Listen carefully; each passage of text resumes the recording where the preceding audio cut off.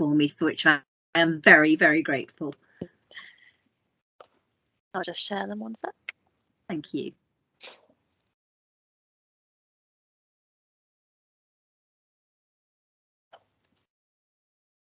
Lovely. So, welcome everybody. It's a real privilege to be able to be here today to kind of talk you through this very, very brief introduction to funding in general practice. General practice funding is actually something that you can take years to get into potentially. There's always something that changes. There's always some kind of new scheme coming out. There's lots of things keeping up to date, but essentially the core basic funding remains the same pretty much throughout. If we could move on to the first slide, please. And I would say please do ask questions throughout if you want. Just put your hands up or just ask a question. Always happy to try and explain something a bit further if it's something you're particularly interested in. So for the purposes of this, I've kind of assumed that people have no knowledge whatsoever of general practice funding. So I'm going to try and keep it very, very high level. And if you do want to get into a bit more detail, then please feel free, either ask a question or just give me a shout out or contact me later afterwards if you want to. If we could move on one slide, please. Thank you. These are the main income sources that I'm going to just talk to you a little bit about today. So the main income source for any practice really is the weighted patient payment that they receive. So for each patient they have on their list, they will receive an amount of money. This year in 22-23 they received £99.70 per weighted patient. And when I say weighted patient, obviously they have a list size, but then according to where you are in the country, you could be in a very affluent area, you could be in a very deprived area. So there is this mega formula that works in the background that tells us that one kind of person, one head on your list is going to take up either more than one average person's time or less than one average person's time. And that's how they recognise the differences in deprivation and patient need by creating the weighted patient, which is what's used for the contract payments. So GPs working in deprived areas will end up getting a little more. GPs working in perhaps more affluent areas where there's less patient need might receive a little less, but that smooths itself out. But essentially the payment per weighted patient is the same wherever you are. It's that £99.70. Now, within that, there's an expectation that in addition to kind of your core 9 to 5 hours, GP surgeries will be open slightly earlier and slightly later. That's known as extended hours. The assumption is that all practices will provide those extended hours. So if a practice opts out and doesn't provide the extra hours, then there's a deduction made to their core contract payment to reflect that. The other kind of major sector is directed enhanced services, which are put together by NHS England, and GPs also get paid for doing vaccinations and immunisations on an item of service basis. There's then a thing called the Quality and Outcomes Framework, or QOF. You'll hear QOF talked about a lot. It's one of the lovely acronyms. It took me a while when I first started in this role to find out what QOF stood for. But it is Quality and Outcomes Framework, and I'll talk you through that in a bit more detail later on. GPs also receive some funding towards the cost of the premises that they operate out of. Then local CCGs, local commissioners, have the ability to put together what are known as locally commissioned schemes. And finally, practices will get income from primary care networks. Each practice that actually participates in a primary care network gets a payment to recognise that, and there are also various other things that come to them through the network directed enhanced services agreement. So if we could move on, please. So thinking about core contracts, the contract essentially is between NHS England and the practice. However, I think now in the whole of the country, the responsibility has been delegated to commissioners. So for the next 3 months, that would be the CCGs. It'll then move to be the integrated care systems that actually physically hold and manage those contracts. There are 3 types of contracts that can be held. The very original General Medical Services contract, which was there right from the start of the NHS, that's held between the practice, and there's a very standard contract agreement that's negotiated annually that talks about exactly what has to be delivered as part of those medical services. They then moved on and said, well, actually, that's quite an inflexible kind of contract. So historically, they set up what was known as the PMS, or Personal Medical Services contract. Certainly within Oldham, we've now moved all those to mirror each other. So all our practices are essentially offering the same services. And finally, we have the Alternative Provider Medical Services contract, and that's actually much broader in its nature. So whereas the first two would be held with directly with practices, the third type of contract can be held either to deliver a GP practice service or to deliver other forms of medical service via, as I say, this type of contract. GP practices are paid to deliver the contracts on the basis of the number of patients on their list, as I described earlier. And the out of hours provision, as I said, is included in the core contract. So if practices opt out of the contract, or if practices opt out of the out of hours provision, then the reductions made to their core contract payment. If we could move on, please. So I've mentioned earlier directed enhanced services. Effectively, these are the additional services that practices can and should provide. And then the provision of that is recognised to say, actually, that's an enhanced service that's slightly outside the core contract. You should still, in general, do it. Or if you don't do it, you need to make sure that you're contracted with somebody who can provide this for your patients. So there's the network contract, which is all about primary care networks. I'll talk in more depth about those later. There's the Learning Disabilities Health Check Scheme. I think it's fairly understandable that anyone with a learning disability should also have an annual physical health check wherever possible. There's a scheme that now known as the Special Access Scheme, which used to be known as the Violent Patients Scheme. So this is where 1, 2 or more practices within a locality will provide services for patients who've had to be temporarily excluded from other doctors' lists, generally because of behavioural issues, which is why it was formerly known as the Violent Patients Scheme.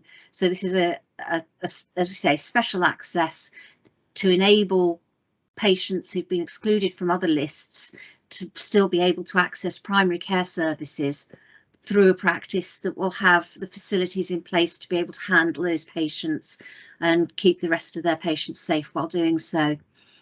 There's also a minor surgery enhanced service. So this would cover things like toenail incisions, joint injections, and again, practices are paid per intervention, so per joint injection, per toenail that they deal with, per incision that they have to make. It's so on a per procedure basis. Now that's quite an interesting scheme. In Oldham, we find that the majority of our practices do offer minor surgery.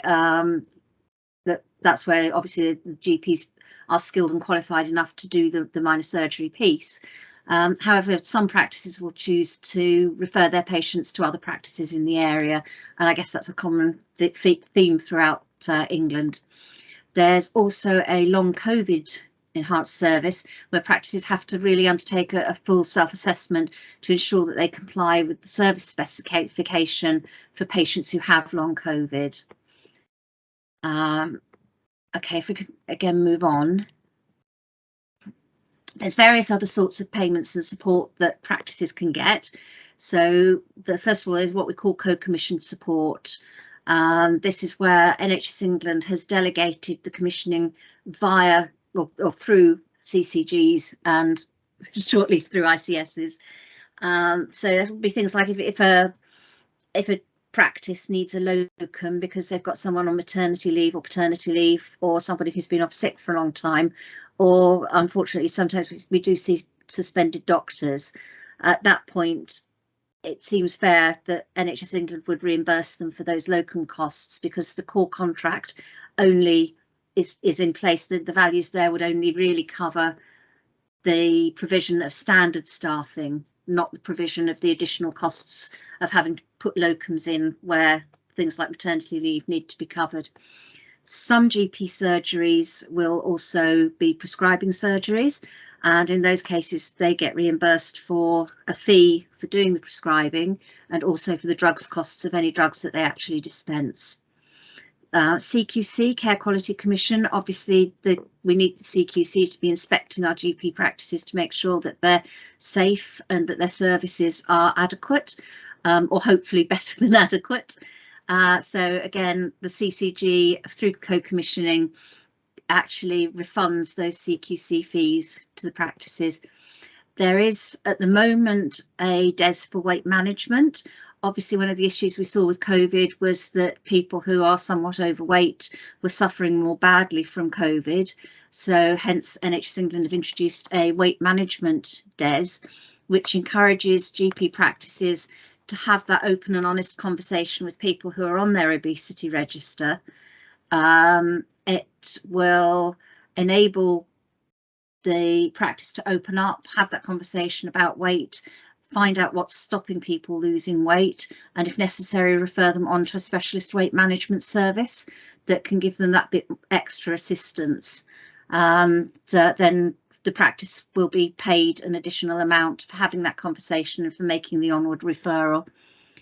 There's also a scheme to retain doctors. I'm sure we've all heard things in the news about the ageing population of doctors within our surgeries, that a lot of them are approaching retirement age. So there's a scheme to help encourage GPs who are perhaps considering retirement to stay on within our practices and keep those GP numbers up. One of the things that we pay for as well is translation fees. Certainly within Oldham we have quite a heavy population where English is not necessarily their first language, so it's very, very important that we pay for translation so that the doctor and patient can actually understand each other.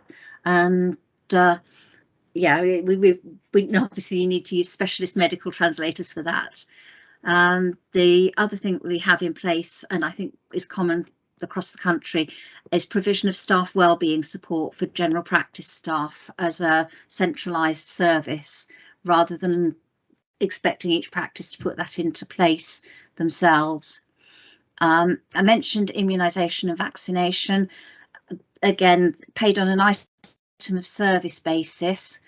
So each injection that's undertaken, say for MMR, the practice will be paid an item of service for delivering that vaccination. There are other payments that many practices may also have that don't come from the CCGs, thinking here particularly public health services. So local authorities can commission contraceptive services, smoking cessation, drug misuse services and such like through their local GP practices. It's not necessarily done in every area of the country, but those are the kinds of things that might form some additional income for the GP practices. If we could move on. Thank you. So QOF. QOF is essentially a case of points mean prizes. We have practices being measured in indicators across 3 domains, with points being awarded for each indicator that they actually achieve. So that's divided into 3 areas: clinical, public health and quality improvement. The clinical area covers about 20 diseases. Within those diseases, it's a core requirement to actually maintain a register of the patients with each disease. So that could be things like atrial fibrillation, cardiovascular disease, say roughly 20 different diseases that are covered there. It also sets targets around the disease management. If you Google QOF, you will find the service specification, which goes into a lot of detail. It's about 70 odd pages plus, and if you're really interested, it's a good read. It's interesting to see what people are doing and what the targets are being set, but it's also quite jargony in there. The second domain of QOF is around public health, so effectively looking at the things that will help prevent disease, so blood pressure management, obesity, smoking, vaccination and immunisation, and also focuses on cervical screening. within quality improvement, the domain of quality improvement, they tend to vary each year what they're focusing on according to what the need is at the time. So for 22-23, that's focusing on prescription drug dependency and optimising access to general practice. This year, each point's worth about or just over £200. So it can be quite a significant income to the practices, but it's very much about ensuring that the quality of care is there, that we get some very positive outcomes, and yeah, it basically incentivises the right behaviours. So it's not just about people turning up at the surgery and being treated for something that they're presenting with. It's also about actively looking for various diseases and actively looking to intervene in positive ways that will prevent people becoming ill in the first place. If we could move on. Thank you. In terms of premises funding, there's various things that the practices are reimbursed for. So they would be reimbursed for their non-domestic rates, which are obviously paid to the local authority. They'd be reimbursed for their water rates. They're also reimbursed for rent. Now, this can happen in kind of three ways. You have some practices who will just rent their premises, and at that point, they're reimbursed for their actual rent value.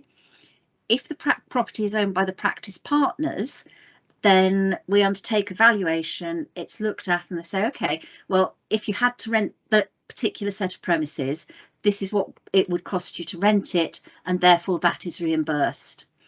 And finally, where properties are owned by the NHS Property Services Company or by CHP, then we would pay the health service or the health centre rent.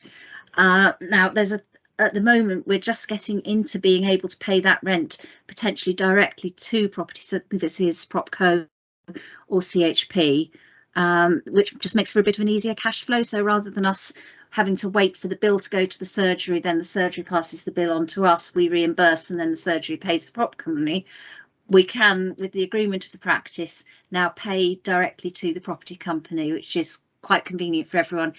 It reduces the admin burden for the practices, and it also means that the PropCo or CHP get paid a bit faster. And finally, in terms of premises, we also pay for clinical waste collection and disposal. If we could move on. OK, so locally commissioned services, that's the stuff that is very much tailored by the local CCG or the local ICS, as it will be, to cover the local needs of the patient. Should be very much designed using your local knowledge, your local services, local demographics, and really pointed at that. It's intended to complement the core commission services and not to pay practices twice to deliver elements of the core contract. So we wouldn't normally look to include in a local commission service anything that is part of core contract. So it might be about services to reduce health inequalities, to support people living with long-term conditions more easily, to prevent exacerbation of those conditions, or it could be just providing additional access to primary care services. Within Oldham, we now operate a population health management based scheme. So we've encouraged our primary care networks to look at the very specific populations they have and to set themselves targets agreed in conjunction with the CCG to actually improve the health of their local population. So where there's a larger population of elderly, we might look to a frailty indicator within that. Where there's a larger population of deprivation, we recognise we might be looking more at preventing cardiovascular disease, that sort of thing. But it's very much tailored to the locality of the primary care network. I do know that other CCGs have schemes that are very much broken down and target things that are specific asks, but it does vary from area to area and from locality to locality. I would say that these locally commissioned services can be commissioned from a variety of providers. It's not just GP practices when it comes to primary care. And I guess that does bring me to another point. When we talk about primary care, normally we think about, or we should be thinking about, general practice and optometrists and dentists. However, the CCGs historically have only been involved with the GP practices, which is why I'm talking to you about those specifically today. Going forward, the ICSs will also take on responsibility eventually for optometry and dentistry and payments and schemes there, but that hasn't hit us just yet. If we could move on. Okay, so the other thing that I guess is really essential to running your GP surgery, apart from actually having some premises to operate from and some staff to deliver the care, these days we very much need the general practice IT support. So it's mandated that practices receive core IT systems. So they would get standard networks provided, telephony, equipment. So that would be generally a desktop and a screen and a keyboard and a mouse. I would, yeah, if practices want 2 screens, that's fine, but actually on any given desk, we would only, as the NHS, have to fund the first screen. Practices would fund the second screen themselves. We also provide the applications that they need to do their work, so all the Microsoft stuff that's standard, also online consultation support. So we supply access and pay for access to video consultations. We would pay for patient messaging, although the individual messages would be picked up, the cost of the messages would be picked up potentially in some areas by the practice rather than by the CCG. And we also pay for core clinical systems, so the clinical system that will help with patient management. So I'm sure at least some of you remember the days when we had the nice pieces of paper and you go to see your GP and they would handwrite on all the conversations or the medications that you needed. These days, obviously, that's all done electronically, although there's still a really big project in the pipeline to digitise all the older records. But these days, everything goes online first. And we would support with that. And we would also support with document management systems. So, and again, depending on the area that you're in, patient messages, patient letters may be sent electronically and directly from trusts to general practice and vice versa, which can be very useful and very timely and prevents things getting lost in the post, which has to be good. So that's the basic amount of GPIT that we would provide. If we could move on to the next slide, please. So primary care networks. Primary care networks are the big story within general practice over the last few years. They were originally established back in July 2019 to be a geographical network of practices that would look after a population of about 30 to 50,000 patients. Again, all sorts of research as to why 30 to 50,000 was about the right size, but that's effectively a neighbourhood size where it's manageable to deliver some services at a slightly greater scale, but across a population that will have enough similarity that it's worthwhile looking and focusing on that. Individual practices do receive a participation payment of £1.76 per weighted patient, which recognises their commitment to being part of the PCN. We would hope that all practices would take an active part in their PCN. PCNs will also get funding for their core support, which is just to help them do the things they need to do to act together, to work together, to run together. They get funded for a quarter of a whole-time equivalent to act as the clinical director for their particular network. They also have to deliver some extended hours access, so evenings at the moment mostly, or extended hours on normal weekdays. In October, there'll be funding across to the primary care networks as well that comes to the CCG. CCGs at the moment have to commission additional hours to cover weekends, and that wouldn't be part of the core contract. So we have the funding to deliver that. Come October, that funding will be made to the PCNs. Again, looking for more tailored services to what the individual locality needs is the ambition, I believe, there. Care homes. We all know and love our care homes. They do an excellent job, most of them. But what the scheme with care homes is to try and get them a little bit more dedicated coverage from a named practice. So the PCN receives £120 a year per bed for the care homes that are within their PCN footprint, to make sure that there are some dedicated services happening there, that there are regular visits, hopefully on a weekly basis, to the care homes, and that relevant other services can be provided a bit more at scale. Then we have the Investment and Impact Fund. The Investment and Impact Fund is really run on the same basis as QOF, but it's paid to the PCN, not to the practice. And the proviso with the Investment and Impact Fund is that all the money that is earned from it has to be reinvested within the locality and to the benefit of the patients of the locality. Again, there's a lot more information online, which obviously very welcome to look up. But I really want to try and keep it quite tight for today and just make sure that people are aware that this exists. PCNs also get some funding for leadership and management support. And one of the biggest things that I think has impacted via PCNs in the last few years is the Additional Roles Reimbursement Scheme, which is an excellent scheme aiming to put more workforce onto the ground, but also aiming to share workforce. So rather than the practice having to take on one whole-time equivalent themselves, they can take, as a PCN, take on a whole-time equivalent that would then be shared around the number of practices that covering the 30 to 50,000 patients. If we could move on just to the next slide, thank you.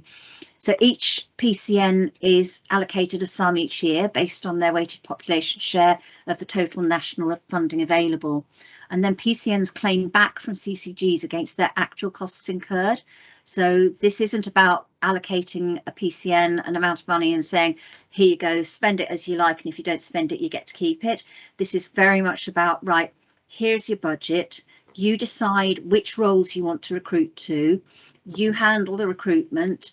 You can either employ them via one of your practices. If there's a GP federation set up in the area, it might be that sometimes the GP federation would actually take on the employment of the individuals, or they could buy them from local trusts, which is what happens with mental health practitioners.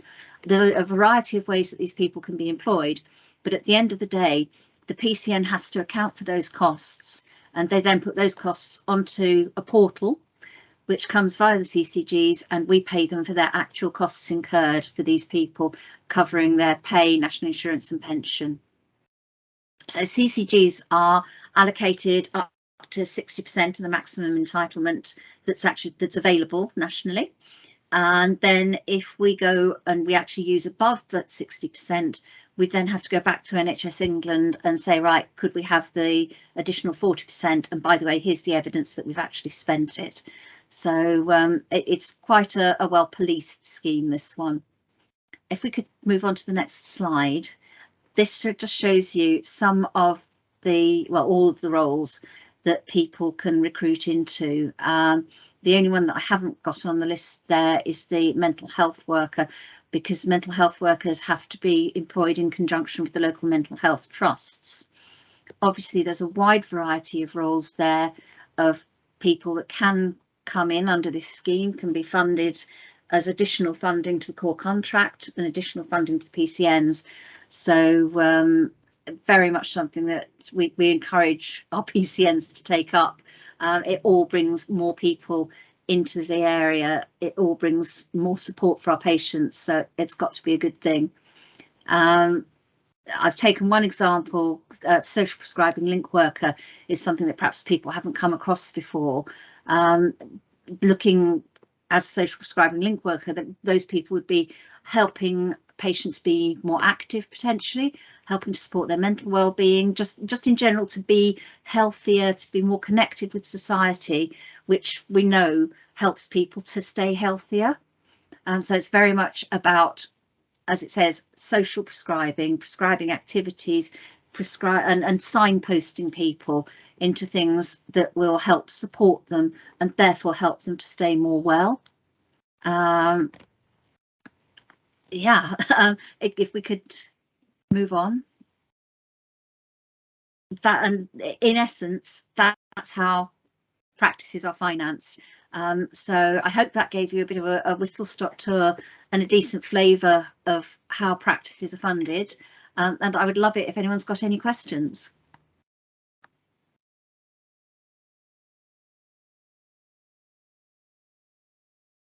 No? Did that make sense? Was the speed about right? Any feedback? Or and if anyone wants to put their cameras on, it's always lovely to see people, but I appreciate you keeping them off during the presentation. That, you know, thank you.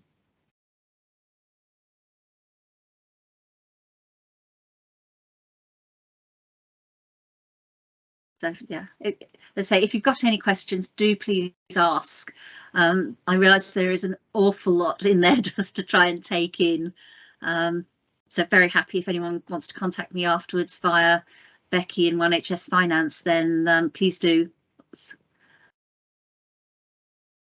Thank you all for listening.